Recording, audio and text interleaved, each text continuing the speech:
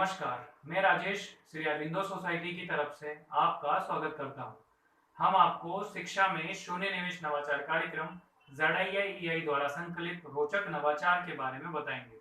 हम इनोवेटिव पाठशाला के अंतर्गत UP2 बोर्ड की कक्षा 5 की EVS विषय की पुस्तक के पाठ 9 हम और हमारी फसलें में शब्द सागर नवाचार का क्रियान्वयन इस वीडियो में हम देखेंगे। सबसे पहले मैं प्रस्तुत पाठ हम और हमारी फसलें का सारांश आपको बताना चाहता हूँ। प्रस्तुत पाठ फसलों की जानकारी के ऊपर आधारित है। आइए हम बात करते हैं नवाचार की नवीनता के बारे में।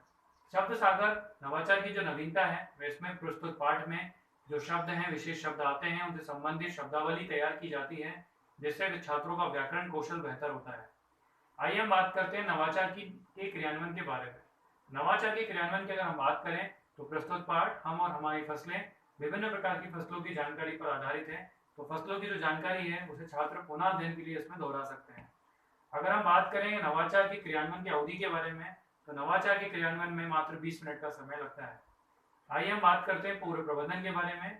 नवाचार के क्रियान्वयन में शिक्षकों को एक रंगीन पेपर और एक गत्ते का बॉक्स उनको उपयोग में लाना होता है। आइए हम बात करते हैं शिक्षकों के लिए निर्देश के बारे में। सर्वप्रथम जब भी ये जो पाठ है जब पढ़ाया जा रहा है हम और हमारी फसलें, तब इससे संबंधित जो विभिन्न फसलों के बारे में जानकारी है, विभिन्न फसलों के जब भी नाम आते हैं तो छात्रों को वो नाम नोट कराए जाते हैं और प्रत्येक छात्र को एक अलग और नई फसल का नाम उनको लिखने के लिए कहा जाता है।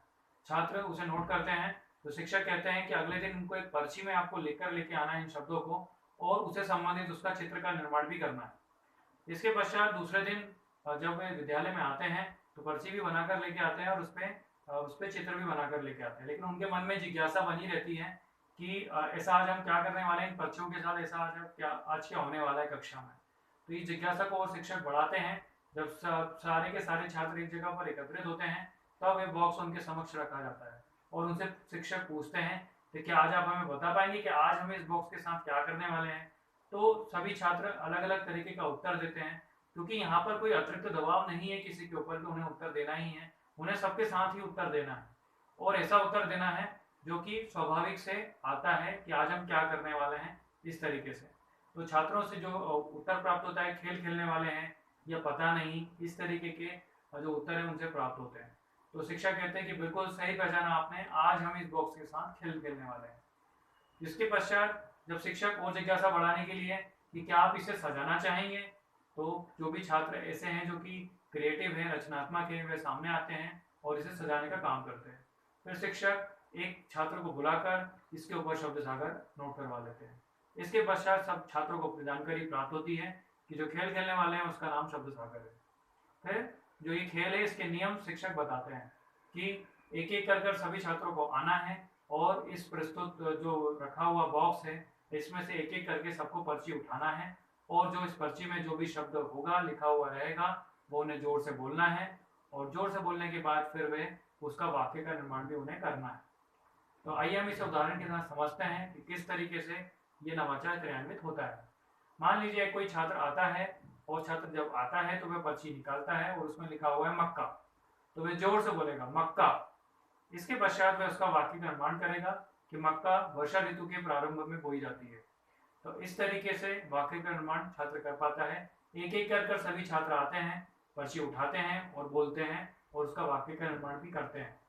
लेकिन यहाँ पर एक बात तो शिक्षकों को ध्यान में रखनी होती है कि अगर कोई ऐसा छात्र है जो कि बोलने में असमर्थ है या उच्चारण देने में सही नहीं कर पा रहा है, उच्चारण उसका सही नहीं आ पा रहा है, तो छात्र इसको जो शिक्षक हैं वो इसको सुधारते हैं और जो छात्रों की से जो गलतियाँ होती हैं। आइए हम बात करते हैं नवाचार के क्रियान्वयन से प्राप्त होने वाले प्रतिफल के बारे में। जो प्रस्तुत पाठ में जो अवलोकन किया जाता है उससे संबंधित जो सारणी है, पाई ग्राफ है, बार चार्ट है, तो इनसे समझ पाते हैं। और जो जानकारियाँ जैसे कि अंकुर जो बीज होते हैं उनका बहना और तैरना और उनका बड़ा होना, इस तरीके की जो जानकारियाँ हैं उनसे संबंधित सारणी और जो इस प्रकार के चार्ट है उनका निर्माण छात्र कर पाते हैं। आइए हम बात करते हैं विशेष आवश्यकता वाले छात्रों की। ये नवाचार विशेष आवश्यकता वाले छात्रों के साथ भी क्रियान्वित किया जा सकता है, उन्हें भी समावेशी शिक्षा में सम्मिलित किया जा सकता है। अगर हम बात करें उत्तर प्रदेश के पाठ्यक्रम के अनुसार तो इसे सितंबर माह में पढ़ा जाना चाहिए इस पाठ को।